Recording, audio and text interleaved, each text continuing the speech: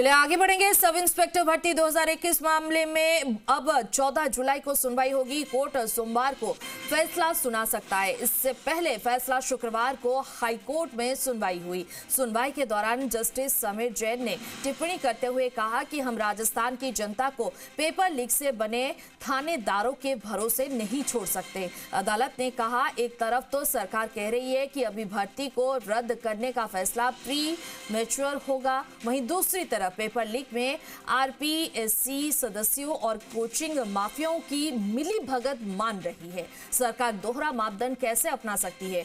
SOG पहले कहती है कि हम भर्ती में सही गलत की पहचान नहीं कर सकते हैं, अब कह रही है कि हम सही गलत को छांट सकते हैं। अदालत ने कहा, हमें जरूरत पड़ी तो हम एक बार फिर एसआईटी हेड वीके सिंह अथवा डीजीपी को बुलाकर इस मामले में स्पष्टीकरण ले सकते हैं। इससे पहले बहस की शुरुआत करते हुए चयनित अभ्यर्थियों की ओर से वरिष्ठ वकील ए.के. शर्मा ने कहा, याचिकाकर्ताओं ने तथ्यों को छिपाते हुए याचिका लगाई है, ऐसे में याचिका को खारिज किया जाना चाहिए। उन्होंने कहा, याचिका में सरकार के वर्तमान फैसले को भी चुनौती नहीं दी गई है। दिया गया है उसको चैलेंज नहीं करा गया है याचिकाकर्ताओं द्वारा, तो उसको चैलेंज करना जरूरी है। और जो माननीय न्यायालय की टिप्पणी थी कि अगर हम जरूरी समझेंगे तो हम अगली कुछ सुनवाइयों में जो वीके सिंह जी हैं एसओजी के हेड, उनको वापस कोर्ट में बुलाएंगे कि एक बार जब उन्होंने बोल दिया था कि पृथक्करण नहीं हो सकता, तो अब जब वो एक फाइनल डिसीजन था, तो अब वो डिसीजन कैसे पृथक्करण कर पाएंगे, इस पे भी वो एसओजी जो प्रमुख है उनकी राय लेना चाहेंगे।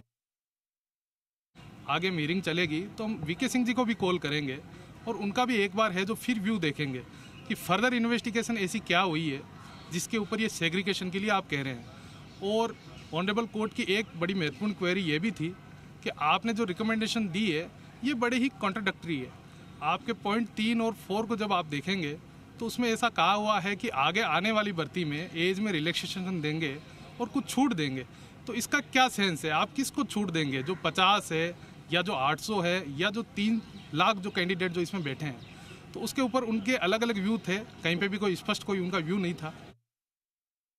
अभी ए.के. शर्मा जी के आर्ग्यूमेंट कंक्लूड नहीं हुए, तो 14 को ही विल। तो इसमें क्या बात हुई है ए.के. शर्मा जी की तरफ से जो आज बात हुई है उसमें क्या मतलब? उन्होंने भी उसी पॉइंट को आगे बढ़ाया है कि the writ petition has become infructuous, ये सारहीन हो चुकी है, नए निर्णय को कोई चुनौती नहीं दी गई।